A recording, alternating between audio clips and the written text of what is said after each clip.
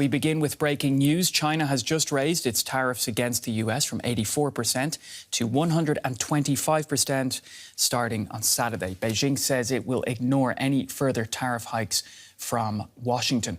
Now, the news sent European stocks plummeting, and these are live pictures from the Frankfurt Stock Exchange of Germany's DAX stock index. The day had started optimistically for investors before Beijing's announcement, and the United Nations Trade Agency has said the tariffs will have a catastrophic impact on developing nations. China says the US should bear full responsibility for the global economic turbulence. All right, well, here in the studio with me is Stephen Beardsley from DW Business. Stephen, I wasn't sure I was going to see you again on my shift, but here we are again.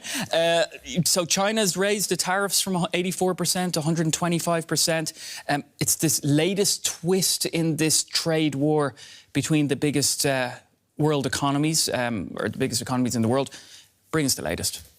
Yeah, I mean, you've covered most of it pretty well right there as far as what we know right now. 84% going up to 125%, set to take effect tomorrow.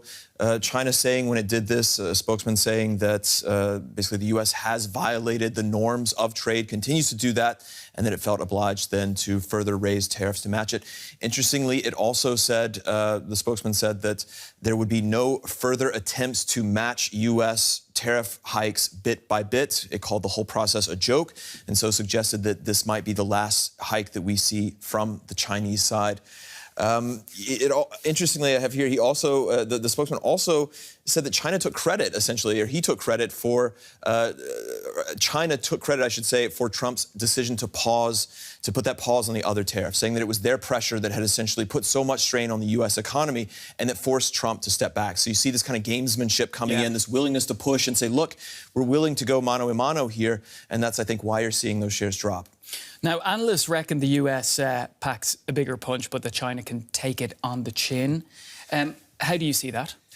I mean, in one way, sure, right? This is a producer-consumer relationship. China is the world's biggest producer, and the U.S. has been the world's economic consumer. I mean, it consumes everything, and particularly from China. So the common logic is that if we just stop buying, you know, on the one hand, then the other side stops producing, and they have to find places to send all that.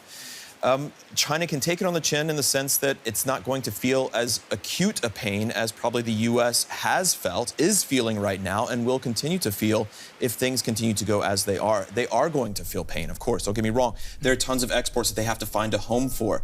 If they can't bring in revenues and foreign revenues through those exports, and especially U.S. dollars, that presents their own problems with their currency. If they lower their currency as a result, that presents internal domestic problems. They're an economy also like the U.S. largely propped up on debt in many places. If that starts to sort of wobble, that can be a problem.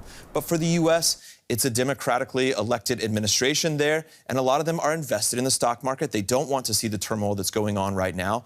And when you talk about a global recession, and especially when you talk about confidence in the dollar falling and the value of the dollar falling, they're getting nervous. So in that ways, the U.S. is vulnerable.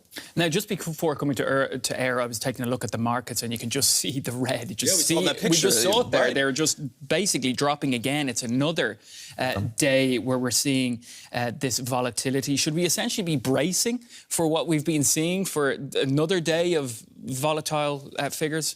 It would seem so. I mean, if you look at the Frankfurt Stock Exchange, it was just there for most of the week, and we saw a lot of what we see now is this kind of up and down, right? And it's the attempt by investors to really understand, first of all, what it means for businesses. They may have a direct exposure to one country or another, but then in general, what's the likelihood of a broader global recession that could hit economies in general? When you're there in the Frankfurt Stock Exchange, they have a list of different sectors and how they are. Are they in positive territory, negative territory?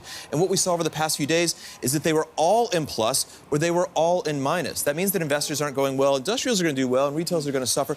They're going, recession chances are down, then everyone goes up, right? Or recession chances are up, then things go down. And so these are broader market movements based on that fear of recession.